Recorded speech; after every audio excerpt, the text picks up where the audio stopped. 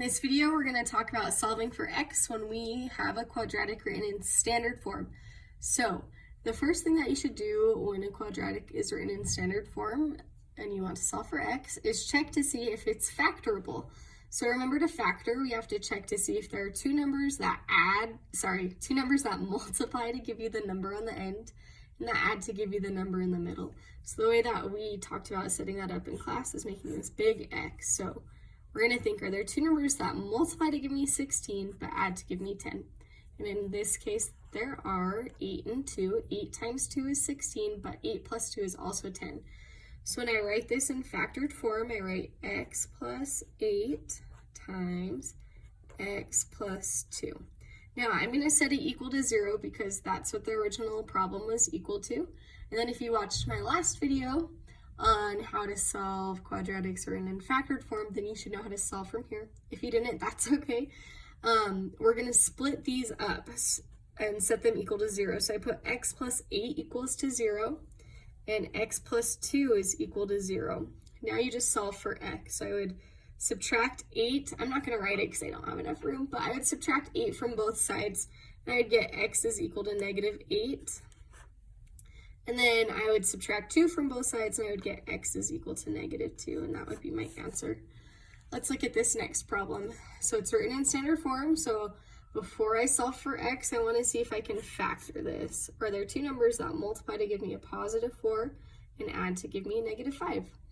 In this case, there are. It's -1 times -4, because -1 times -4 is a +4, but -1 plus -4 is a -5. So then I rewrite this in factored form. X minus 1 times x minus 4 equals 0.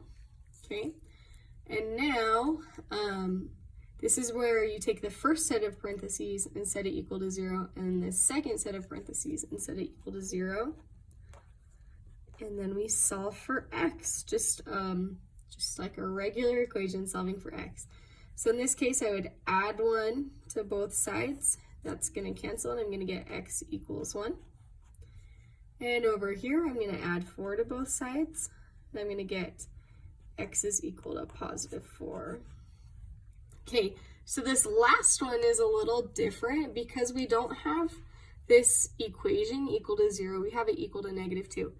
Now, no matter what form you're working with, factored, vertex, or standard form, when you're solving, I guess more factored than standard. Anyway, when you're solving for x, you want to set one side equal to 0. So this is equal to -2 right now. So to set it equal to 0, I do the opposite operation. So it's a -2, so I'm going to add 2 to both sides. Now you'll notice that I added it to this 6. The reason that I added it to this 6 is because that's the like term. 6 and 2 are like terms. 6x and a 2 would not be a like term. X squared plus 2 also would not be like terms. So we're not going to add that there. -2 plus 2 is just equal to 0. And then I'm left with x squared plus 6x, and then it's a plus whatever that is. That's going to be 8. Now it's written in standard form, so I'm going to see if I can factor it. Are there two numbers that multiply to give me 8, but that add to give me 6? And in this case, it would be 4 and 2, because 4 times 2 is 8. 4 plus 2 is 6. So I'm going to rewrite it in factored form over here. Oops, that should be a 2 and not a 6. Now I just split my parentheses up and set them equal to 0. And then I solve for x by subtracting 4 from both sides to get x equals -4. And subtract over here. X is equal to -2. So to review, when you have a quadratic in standard form and it says to solve for x, first you need to make sure that it's set equal to 0. So these ones were, this one we had to make it set equal to 0. The second thing that we need to do is make sure, I guess not make sure, but check to see if we can factor the quadratic. If we can put it into factored form, then we rewrite it in factored form, set it equal to 0.